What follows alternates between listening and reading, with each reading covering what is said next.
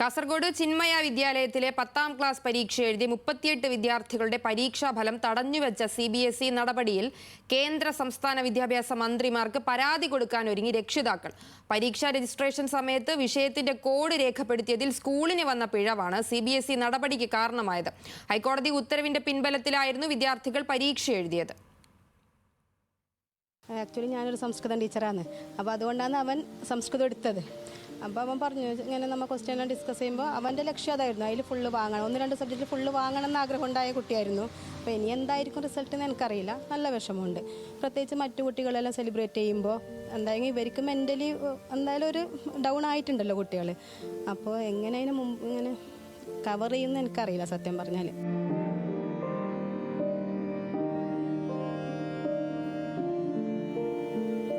കാത്തുകാത്തിരുന്ന CBSE 10ാം class പരീക്ഷാഫലം അപ്രതീക്ഷിതമായ ആശങ്ക സമ്മാനിച്ചത് അടങ്കൂർ സ്വദേശി വൈഭവിന്റെ അമ്മയെപ്പോലെ നിരവധി രക്ഷിതാക്കളെയാണ്. കാസർഗോഡ് വിദ്യാനഗറിലുള്ള ചിന്മയ വിദ്യാലയത്തിൽ സംസ്കൃതം കമ്മ്യൂണിക്കേറ്റീവ് 2ാം ഭാഷ തിരഞ്ഞെടുത്ത വിദ്യാർത്ഥികളുടെ പരീക്ഷാഫലമാണ് CBSE അപ്രതീക്ഷിതമായി തടഞ്ഞുവച്ചത്. ഇതോടെ C ഡിവിഷനിലെ വിദ്യാർത്ഥികളുടെ ഭാവിയാണ് തുലാസിലായത്. ഒരു വർഷം മുൻപ് 10ാം ക്ലാസ് രജിസ്ട്രേഷൻ നടത്തുമ്പോൾ വിഷയത്തിൻ്റെ കോഡ് സ്കൂൾ അധികൃതർ മാറി രേഖപ്പെടുത്തിയതാണ് പ്രശ്നത്തിന് കാരണമെന്നാണ് ലഭിക്കുന്ന വിവരം. 2026 ജനുവരിയിൽ ഈ വിഷയത്തിൽ 1,33,000 രൂപ CBSEക്ക് പിഴയടച്ചതാണ്. എന്നാൽ CBSE അനുകൂല നിലപാട് സ്വീകരിക്കാത്തതിനെ തുടർന്ന് സ്കൂൾ അധികൃതർ ഹൈക്കോടതിയെ സമീപിച്ചു. സ്കൂളിനെതിരെ വേണമെങ്കിൽ CBSEക്ക് നടപടി സ്വീകരിക്കാമെന്നും വിദ്യാർത്ഥികൾക്ക് പരീക്ഷ എഴുതാൻ അനുമതി നൽകണമെന്നും കോടതി ഉത്തരവിട്ടു.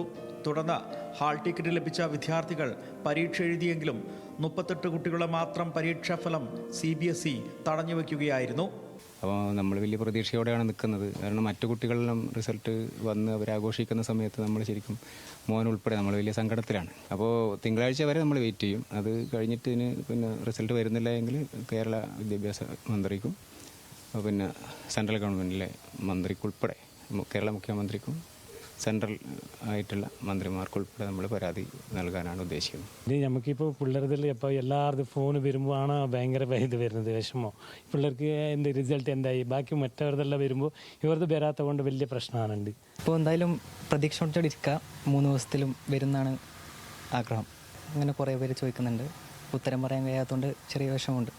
സംസ്കൃതം കമ്മ്യൂണിക്കേറ്റ് വിഷയത്തിൽ കോഡ് മാറിപ്പോയ കാര്യത്തിൽ പിഴയടച്ചതാണെന്നും കോടതി അനുമതിയോടെ പരീക്ഷ എഴുതിയ കുട്ടികളുടെ ഫലം തടഞ്ഞത് വ്യക്തമായ വിശദീകരണമില്ലാതെയാണെന്നും സ്കൂൾ അധികൃതർ പറയുന്നു.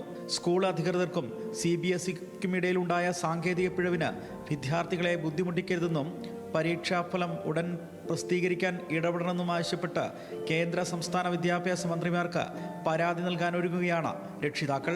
സാങ്കേതികമായി എന്താണ് സംഭവിച്ചതെന്ന് അറിയില്ല. പക്ഷേ വൈഭവിന് ഒന്നറിയാം, താൻ നല്ലവണ്ണം പഠിച്ചിട്ടുണ്ട്, പരീക്ഷ എഴുതിയിട്ടുണ്ട്. കുടുംബവും അങ്ങനെ തന്നെയാണ് പ്രതീക്ഷിക്കുന്നത്. ഇത് വൈഭവ് മാത്രമല്ല, 37ഓളം മറ്റ് കൂട്ടുകാരും ഇതേ പരിസ്ഥിതിയിലാണ് ഇപ്പോഴുള്ളത്. എന്തായാലും വളരെ വൈകാതെ തന്നെ ഇതിനൊരു ഉത്തരം ലഭിക്കുമെന്ന പ്രതീക്ഷയിലാണ് ഇവർ. കാസർഗോഡ് നിന്നും രതീഷ് വാസ്തവൻ, ന്യൂസ് മലയാളം.